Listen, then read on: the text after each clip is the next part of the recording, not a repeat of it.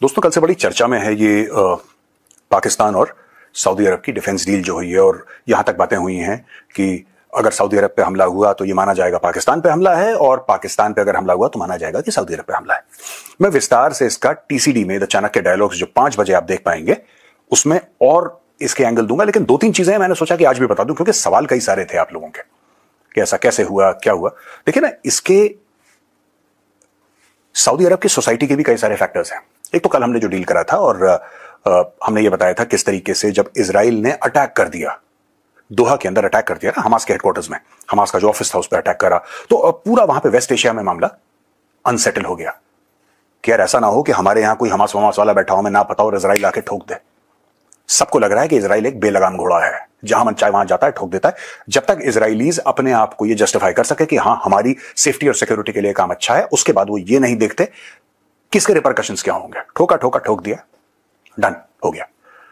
तो एक डर का माहौल है इसमें। कोई इसका फायदा पाकिस्तान ने तो उठाया, और जैसा कल मैंने बताया आपको कि चाइना भी इसमें इन्वॉल्व है। एक और चीज, एक छोटी सी खबर आई और फिर मैंने एनालाइज करा कि हो क्या रहा है सऊदी अरब में। आपको यह पता है कि, अच्छा ऑन रिकॉर्ड मैं बोलता हूं, I am a huge admirer of Crown Prince Mohammed bin Salman. At a personal level I hugely admire the man. I think he is a visionary.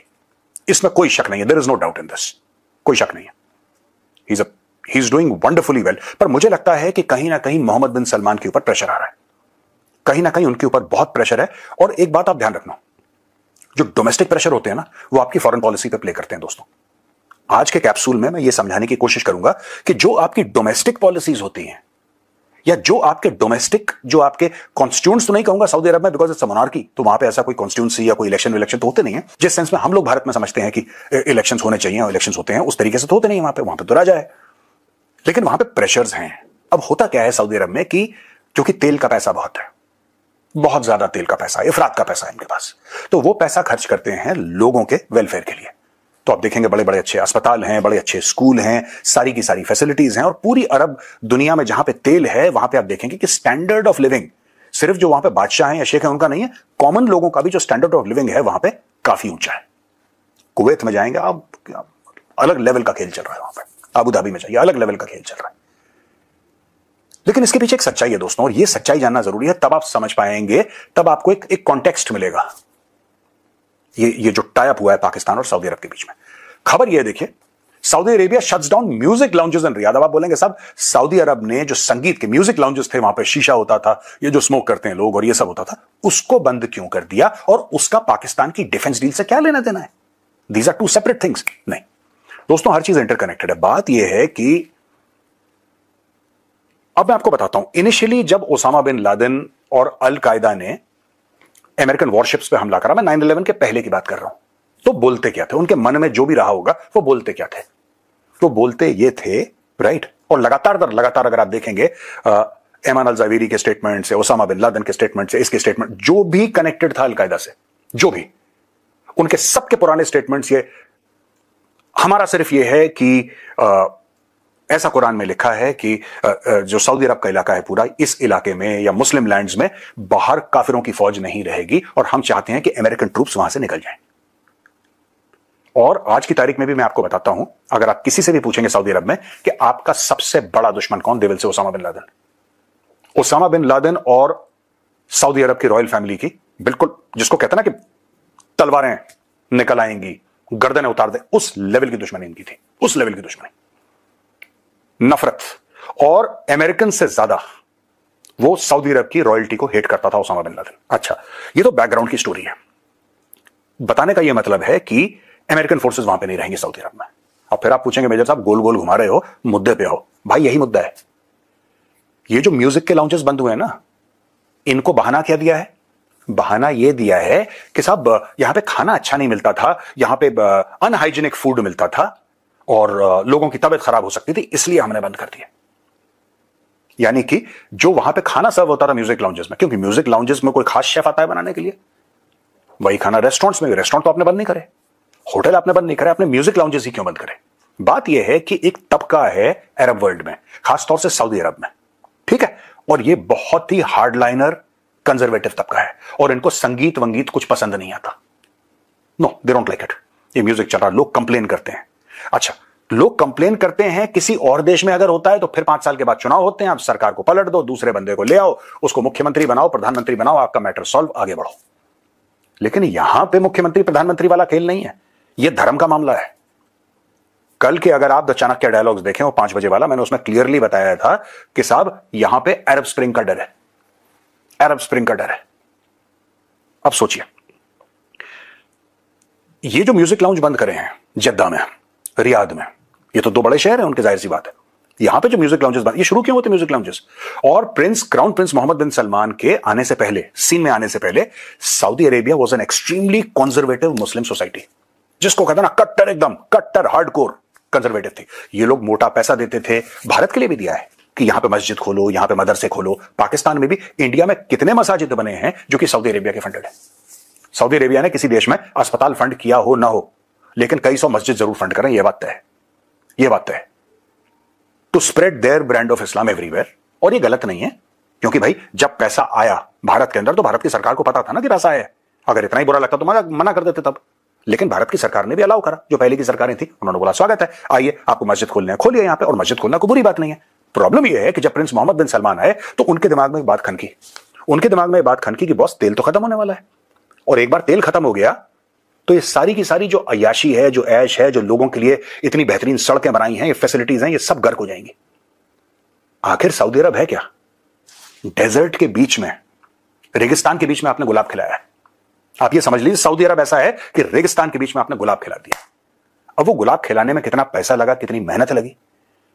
Simple सी बात है, पीने का पानी, छोटी सी बात है यार, पीने का पानी इतना महंगा, आपको पीने का पानी देना है ना लोगों को, नहाने का पानी, कपड़े धोने का, वाटर इज लाइफ। ये पानी यहां कहां से रहा है रेगिस्तान के बीच में? कोई तो ला रहा है पाइपलाइन से, कहीं ना कहीं से तो पानी आ रहा है। अब पैदा तो आप कर नहीं सकते पानी कि साहब मैंने पानी पैदा कर दिया। तो हर चीज में बिजली कैसे पैदा हो रही है, ये सारी की सारी जो चीजें हैं दोस्तों, ये एक पूरा नेटवर्क खड़ा करा गया सऊदी अरब में, और भी गल्फ कंट्रीज में, मैं सिर्फ सऊदी अरब की बात कर रहा हूं। लेकिन एक करार था सोसाइटी और रूलिंग फैमिली के बीच में। करार यह था कि हम आपको एक सर्टेन स्टैंडर्ड ऑफ लिविंग देंगे, आप हमें सपोर्ट करेंगे।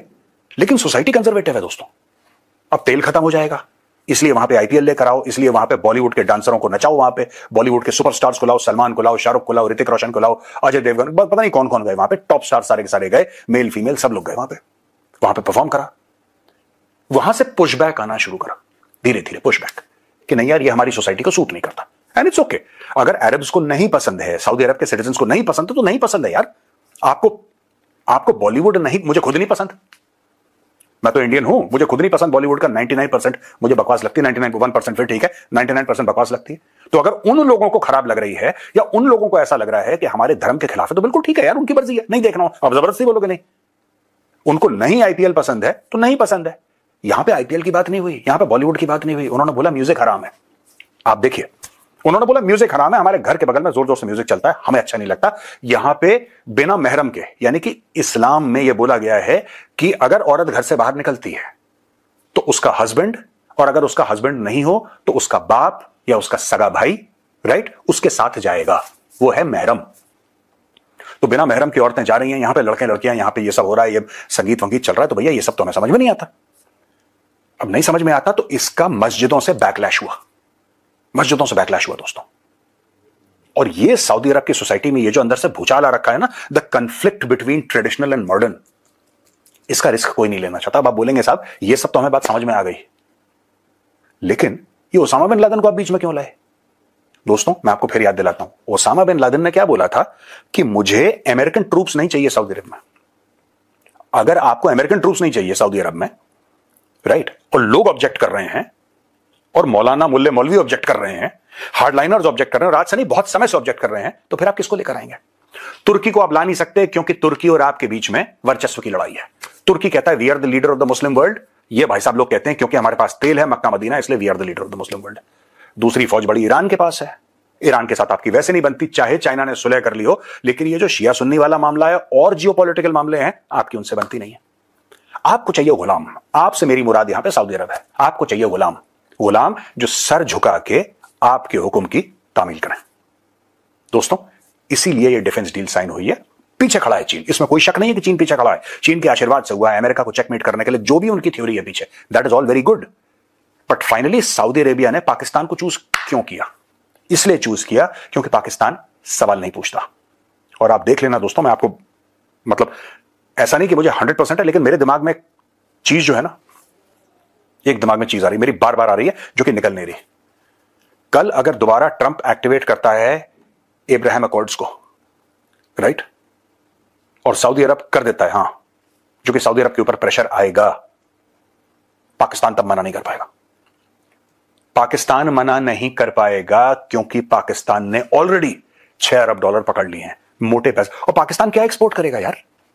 पाकिस्तान के पास दो ही तो चीज हैं, या तो आतंकवादी या अपने मर्सनरी आर्मी अपनी। और ये मर्सनरी आर्मी तो पाकिस्तान 60-70 से करता चला रहा, कोई नई बात थोड़ा है। ये तो सिर्फ कागजों में लिख दी गई है दोस्तों। जो फिलिस्तीनियों को मारा था, 25,000 पैलेस्टीनियंस को मारा था, वो तो जिया उल हक ने मारा था। He was a young brigadier at that time, जब इसने 20-25 हजार फिलिस्तीनियों को मार दिया था किंग जॉर्डन से पैसा लेके। तो ये तो पाकिस्तान ये मर्सनरी वाला काम डे 1 से करता चला आ रहा है कि पैसे दो, फौजें भेजो। यही काम पाकिस्तान ने भी करा है। और बाकी ये सब चीजें कि अगर सऊदी अरब पे हमला हुआ तो पाकिस्तान पे हमला होगा, और पाकिस्तान पे ये सब चूरन है, लाहौरी चूरन है भैया। ये कुछ नहीं होने वाला, ऐसा फ्रॉड है। Basically Saudi Arabia requires highly qualified चौकीदार। They require highly qualified and highly armed and trained चौकीदार। अच्छा, क्योंकि मुसलमान है पाकिस्तानी फौज में 99.99999%, कोई 1.0000001%, 2-4 क्रिश्चियन या एक आध कोई सिख उनका ऑफिसर होगा या कोई हिंदू होगा, उसको दिखा के वो लोग दिखाते रहते हैं। But you can say almost 100% it's a Muslim army. अब क्योंकि मुस्लिम फौज है, इनके लिए बड़ा आसान है, यहां से 1-2 लाख सिपाही वहां पे डाल देंगे सऊदी अरब में, इनके वहां पे कैंटोनमेंट बन जाएंगे, मिलिट्री कैंप्स बन जाएंगे, सिक्योरिटी की सिक्योरिटी हो जाएगी, मुस्लिम के मुस्लिम हो जाएंगे, पैसा फेंको, तमाशा देखो, कहानी खत्म। और अंदर वाले लोग भी ऑब्जेक्ट नहीं करेंगे। याद है, म्यूजिक लाउंज बंद करो, गैर इस्लामी है।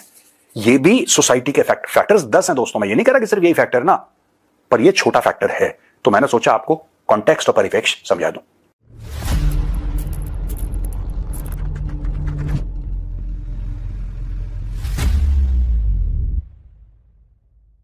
ये ओपन कॉलर है तो दी माहौल इज सो रिलैक्स। मैंने ट्वीट करा था, lot of senior officers commented on that and they were laughing and they saying हां बात तो ठीक है। You are a specialist in geopolitics and international relations. ये हवाई जहाज का AK-47 है सभी के पास है। मैं आपको अगर अपना वर्ड दूं कि मैं 4:30 बजे आ जाऊंगा, ठीक है, उस वर्ड की 425 I was here in rain umbrella, I was here.